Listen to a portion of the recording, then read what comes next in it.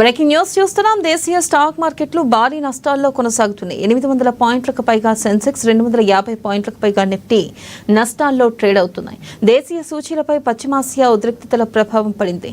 నిన్న Iran అణుశుద్ధి కేంద్రాలపై America దాడి, తెల్లవారుజామున ఇజ్రాయెల్ దాడి, హార్ముజ్ సముద్ర తీరం మూసివేయడంతో మార్కెట్లు డీలా పడ్డాయి.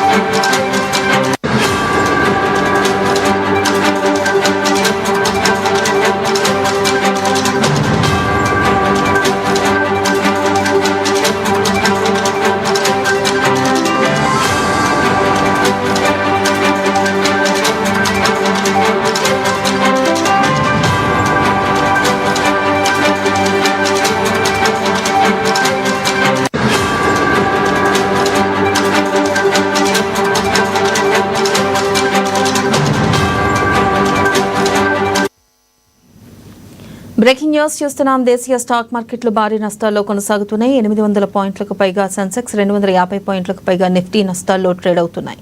దేశీయ సూచీలపై పశ్చిమాసియా ఉద్రిక్తతల ప్రభావం పడింది. నిన్న ఇరాన్ అణుశుద్ధి కేంద్రాలపై అమెరికా దాడి, తెల్లవారుజామున ఇజ్రాయెల్ దాడి, హార్ముజ్ సముద్ర తీరం మూసివేయడంతో మార్కెట్లు డీలా పడ్డాయి.